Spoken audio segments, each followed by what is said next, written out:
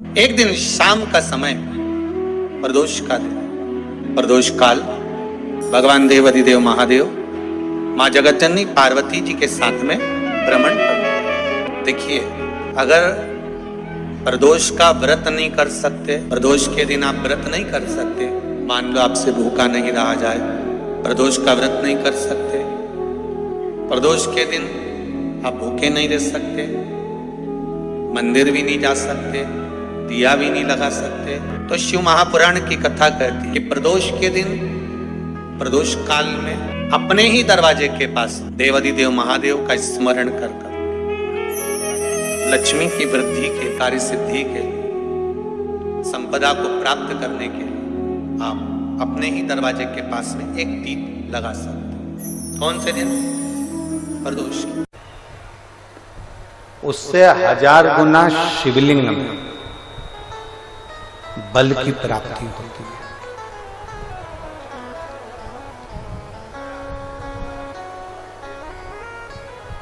प्रदोष के दिन यदि आपको कहीं से शमी पत्र मिल जाए, प्रदोष के दिन यदि कहीं से आपको शमी पत्र मिल जाए और प्रदोष काल में, प्रदोष का जो समय होता है, शाम का जो समय होता है प्रदोष काल, 4 प्रदोष 5 प्रदोष आप कर देखिएगा कि आपका कोई काम है, कोई नौकरी के लिए आप अप्लाई कर रहे हैं, कोई समस्या बड़ी विकट आ गई है, कोई तकलीफ, बड़ा गला पकड़ रहा है बेटा, कोई तकलीफ विकट आ गई है, कोई समस्या विकट आ गई है, प्रदोष के प्रदोष काल में अगर एक शमी पत्र भी आप घर के शिवलिंग को, अब ये करने के लिए आपको मंदिर के शिवलिंग नहीं जाना, अपने घर में जो शिवलिंग, चाहे वो स्फटिक का हो, पारद का हो, कंकर शंकर का हो, लकड़ी का हो, जो शिवलिंग तुम्हारे घर में, कांच का हो, चाहे वो नर्मदा के कंकर का हो, नर्मदेश्वर हो, पाषाण का हो, जो शिवलिंग, चांदी का हो, सोने का हो, तांबे का हो, पीतल का हो, जो शिवलिंग तुम्हारे,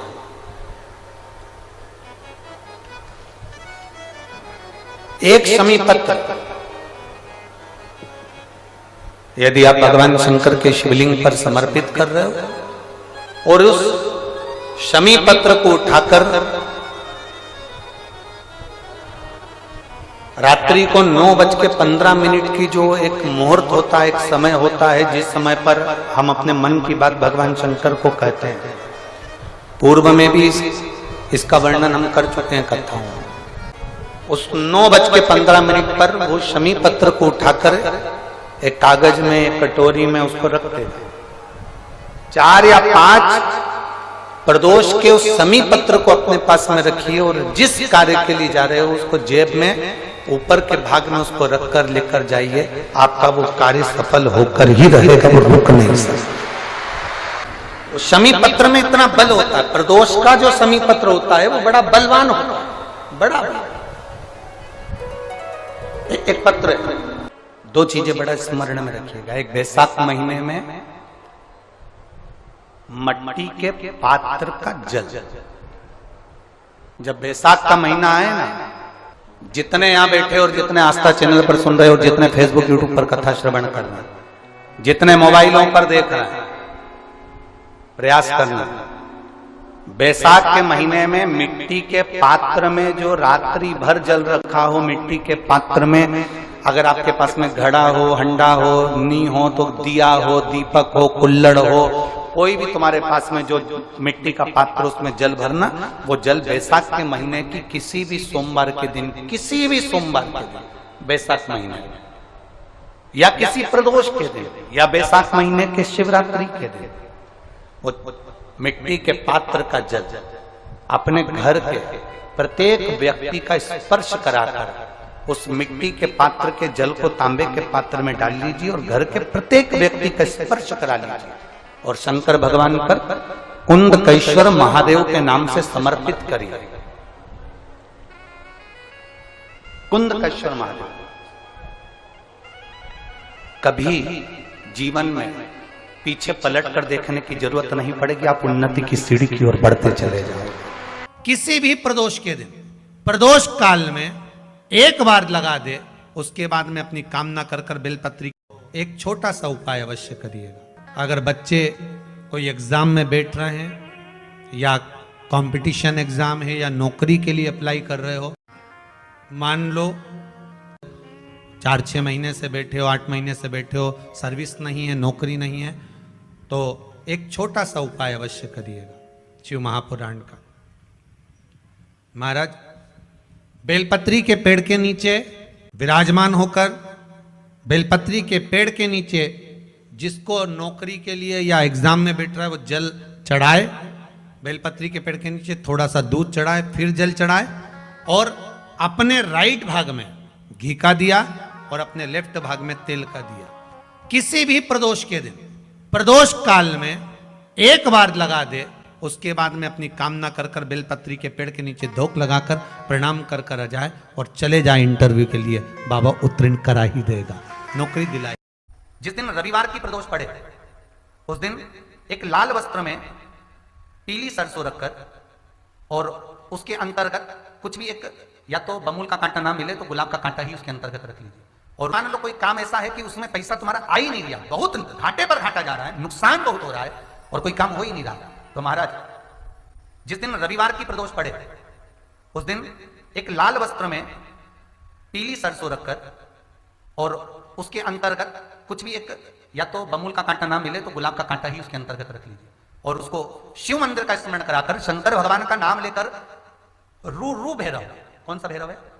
उसकी भी कथा भी आने वाली है। ये दारुक नाम के राक्षस का संहार करने के लिए जब माता अवतार लेगी तब शंकर भगवान बच्चे का रूप रखकर रोएंगे, तो शिव जी का एक नाम होगा रू भैरव। ये भैरव कहां पर रहता है तो कहा ये शमशान में रहता है। कहां रहता है ये भैरव? शंकर का जो एक अवतार है रू भैरव, ये भैरव अवतार शमशान में रहता है। तो इस भैरव का काम क्या है तो कहा शमशान में, शमशान की जो अग्नि होती है भले की लकड़ी रहे, भले उसमें कोई पदार्थ डाले ना डाले, थोड़ी देर में वो अग्नि रू आवाज, हल्की सी शमशान की जो अग्नि जलती है उसमें एक आवाज आती है। आप ऐसे कोई अग्नि जलाएंगे ना तो आवाज नहीं आएगी, ध्यान देना। हमारे शमशान में अगर जो लोग गए होंगे मुर्दा जलाने के लिए, तो अगर वो एकांत में बैठेंगे तो उसमें से एक आवाज आती है रू रू। तो शिव पुराण कह रही है कि उस सरसों को, कांटे को रू भैरव का नाम लेकर जिस व्यापार जो नहीं चल रहा है, दुकान जो नहीं चल रही है, उस दुकान के सामने, उस व्यापार के सम्मुख में उसको जला दिया जाता है। ये करा जाता है रवि प्रदोष के दिन। महाराज कौन से प्रदोष? रवि प्रदोष के, जो सुख का भान कराती है, व्यापार की उन्नति के लिए, समृद्धि के लिए, लक्ष्मी के लिए इसका प्रयोग किया जाता है। तो यहां पर दारुक नाम का जो असुर है, दारुक नाम का जो राक्षस है, उसका एक ही कहना है कि मैं मरूं, मना नहीं है ब्रह्मदेव पर, वो मरने का। नंदी का एक पांव जो ऊपर होता है, आप लोग दर्शन करे होंगे शंकर जी के मंदिर में नंदी के, तो नंदी का एक पांव उठा हुआ होता है, एक पांव नीचा की ओर होता है। हड्डी से जुड़ा हुआ रोग, नेत्रों से जुड़ा हुआ, मस्तिष्क से जुड़ा हुआ कोई रोग रहता है तो एक नीले कलर का फूल आता है हमारा, उस फूल में हल्दी डालकर गुरुवार का प्रदोष पड़ने पर जो नंदी के पांव के पास समर्पित कर देता है हमारा, उसका रोग धीरे धीरे समाप्त होने लगता है। लिंग पुराण कहती है कि नंदीश्वर भगवान के सामने जो पुष्प समर्पित करा जाता है उसको, ये तो लिखा था स्कंद पुराण और शिव पुराण। लिंग पुराण कहती है जो फूल आपने समर्पित करा उसको लाकर पानी की बाल्टी में डालकर आप स्नान भी कर सकते हो, उससे भी हड्डी के जितने रोग होते हैं उसमें आराम लगने लगता है। जैसे कहीं शरीर नहीं चल रहा, हाथ झुन्न पड़ रहा है, हाथ काम नहीं कर रहा, हाथ में झुंझुनी आ रही है, कंपन आ रहा है, जैसे मान लो कोई काम, चाहे वो शनिचरी प्रदोष हो, चाहे रविवार की हो, सोमवार की हो, मंगल की हो, बुधवार की हो, गुरुवार की हो, शुक्रवार की हो, शनिवार की हो, कोई भी वार की हो, प्रदोष, प्रदोष काल में शाम का समय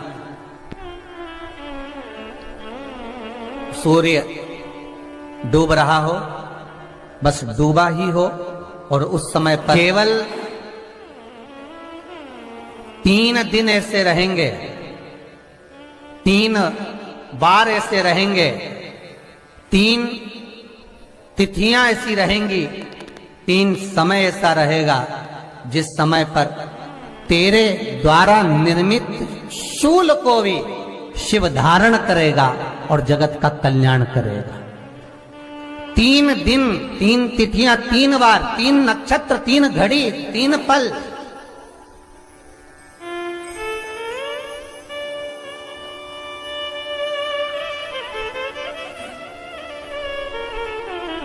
जिसमें बाबा शूल भी धारण करते हैं, और शूल अकेले धारण नहीं करते महाराज। जो धतूरा होता है ना, दर्शन करें धतूरे के, कांटे कांटे सा होता है धतूरा, तो वो धतूरे के साथ में बाबा शूल धारण करते हैं, बेलपत्री के शूल को। ये बहुत बहुत आनंदमय कथा है महाराज जी। जिसके जीवन में हमेशा कांटे ही मिले हैं। बेटी बड़ी हुई तो घर में मायके में दुख देखा, और मायके से गई ससुराल में तो ससुराल में दुख देखा। ससुराल में भी दुख देखने के बाद में भी पति को बहुत कुछ काम खुलवाया, बहुत धंधे खुलवाए, नौकरी लगवाई, पर वो पति बार बार छोड़ कर आ गया, बार बार तकलीफ भोग रहा है, बार बार कष्ट भोग रहा है। फिर थोड़े दिन काम करता है, थोड़े दिन छूट जाता है, फिर व्यापार में बढ़ता है, फिर छूट जाता है, फिर कोई दुकान खुलवाई, थोड़े दिन अच्छी चली, फिर वापस वहीं घर पर आकर बैठ गया। अर्थात उसके जीवन में वो शूलता चल रही है। तो बाबा देवाधिदेव महादेव कहते हैं, ये 3 घड़ी, 3 पल, 3 नक्षत्र, 3 समय, 3 दिन में जो शूल मुझे समर्पित करता है, उसके जीवन से मैं शूल हटा देता हूं। वो 3 दिन लिखे स्कंद पुराण।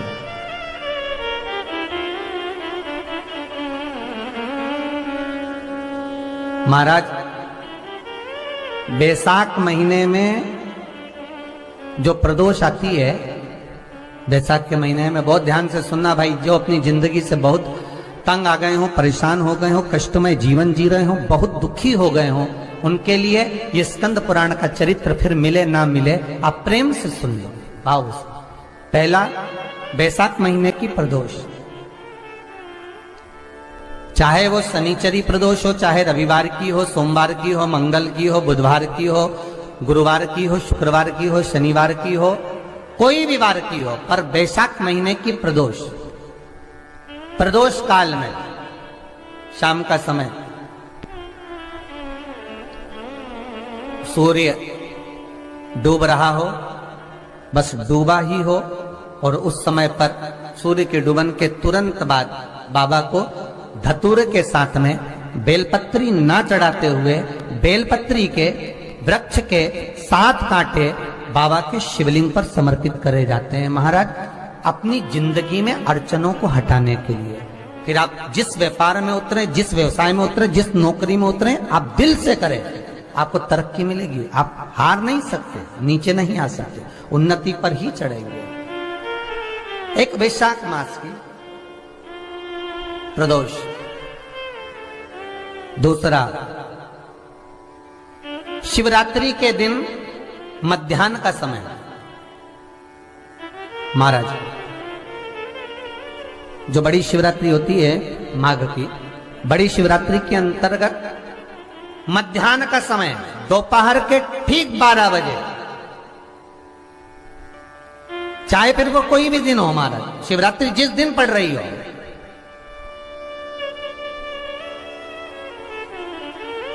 उस दिन भी धतूरे के साथ बाबा को 7 कांटे बेलपत्री के वृक्ष के समर्पित होते हैं महाराज। इसमें आप ये वाले जो कांटे हैं, जो शिवरात्रि के दोपहर 12 बजे वाले हैं, अगर कोई मदिरा पीने वाला हो, व्यसन में डूबने वाला हो, कोई जुआ खेलने वाला हो, कोई गलत वैश्यावृत्ति करने वाला, या अपने मार्ग से विचलित कोई व्यक्ति है, उसके लिए भी ये कांटे बहुत काम आते हैं महाराज। दूसरा, पार्वती, तेरे द्वारा तेरे नयन अश्रु से जो प्रगटा हुआ बेल का वृक्ष है, द्वितीय शूल मैं वहां धारण करता हूं, तृतीय शूल, तीसरा शूल जो वर्णन करा गया महाराज, भगवान श्रावण के महीने में जो भी दूसरा सोमवार पड़े, जो भी पड़े, श्रावण के महीने का दूसरा सोमवार, आप सबको पहले भी श्रावण के महीने में जो कथा कही उसका व्याख्यान वर्णन करा कि श्रावण का महीने का महत्व क्या है, वो भी आपको ऑनलाइन कथा में आप लोग सुन चुके हैं, लाइव कथा में श्रावण का पूरा महत्व बताया था कि श्रावण के महीने में शंकर भगवान को पूरा लेखा जोखा का भार प्रदान किया गया था। दूसरा सोमवार, श्रावण के महीने का जो दूसरा सोमवार होता है, उस दूसरे सोमवार में रात्रि के समय पर, अर्थात शास्त्र अब घड़ी और पल का स्मरण करेंगे तो रात्रि के बजेंगे 10 से 12 बजे महाराज, 10 से 12 के बीच में धतूरे के साथ बाबा को शूल समर्पित होता है महाराज। ये भी हमारी बाधाओं को, हमारी तकलीफों को, व्यापार व्यवसाय के लिए, नौकरी सर्विस के लिए, बहुत सारे एग्जाम में आप बैठ लिए, गवर्नमेंट एग्जाम के लिए बैठ लिए, नहीं हो रहा, ये 3 बार मेरे शंकर को बेलपत्री के वृक्ष के शूल समर्पित होते हैं, उसका आनंद पाना। मेरी जीजियों, 2 चीजें बड़ा स्मरण में रखिएगा। एक, बैसाख महीने में मट्टी के पात्र का जल, अभी क्या चल रहा है? फागुन। अभी क्या चल रहा है? फागुन। जब बैसाख का महीना आए ना,